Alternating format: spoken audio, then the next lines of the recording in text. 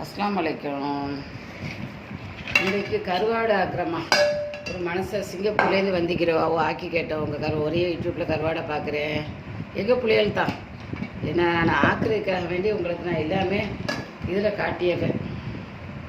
கிட்டத்தட்ட இன்னும் சாமான்லாம் போடுறதை காட்டிட்டு நான் இதில் வைப்பேன்.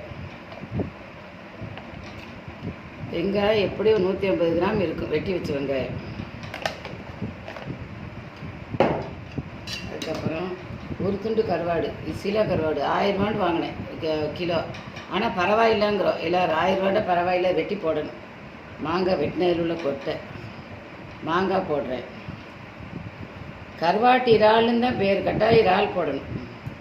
இறால் 2, 4, 5 இறால் போடுறேன். பார்த்துக்கோங்க. கத்திரிக்காய், பச்சை மிளகா, கருவேப்பிலை,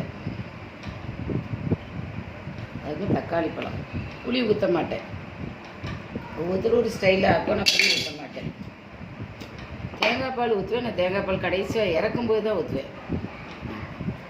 3 கரண்டி மசாலா போட்டேன்.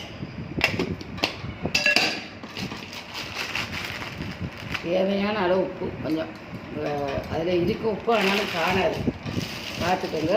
இப்போ இதுக்கு என்ன செய்யணும், தண்ணியை ஊற்றி கொதிக்க வைப்பேன். தண்ணியை ஊற்றி கொதிக்க வைப்பேன். கொதித்த பிறகு என்ன செய்வேன், தாளிப்பு ஊற்ற மாட்டேன். எண்ணெய் எல்லாம் தேவைண்டா தாளிப்பு போட்டுக்கிடுவேன். இல்லை அந்த பைப்பில் பிடி தண்ணி எடுத்து வைக்க மறந்துட்டேன். நீங்கள் இப்படி இருந்து காட்டினாப்பில் வைக்குது. இனி அடுப்பில் வைக்கிற வேலை தான்.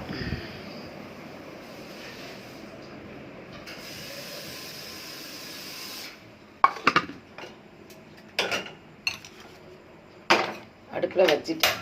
அப்படியே கொதிக்கும். கொதித்த பிறகு என்ன செய்வேன், கொஞ்சம் தாளிப்பு 2வது கொஞ்சம் வெங்காயம் போட்டு தாளிப்பு ஊற்றுவேன். எண்ணெய் கிடையில இந்த கருவாட்டு கொஞ்சம் எண்ணெய் கிடையிலாம் ஒழுங்காக நின்றா நல்லா வைக்கும். ஊற்றிட்டேன். கட்டியாக இறக்கும்போது தேங்காய் பால் ஊற்றிடுவேன். நல்ல மணத்து கிடக்கு பாருங்கள். கை விட்டு தான் பிரட்டுவேன். அப்படி தான் நல்லா வைக்கும். தக்காளி பழத்தை கொஞ்சம் இப்படி பிசைஞ்சு விடணும். புளி ஊற்ற மாட்டேன்.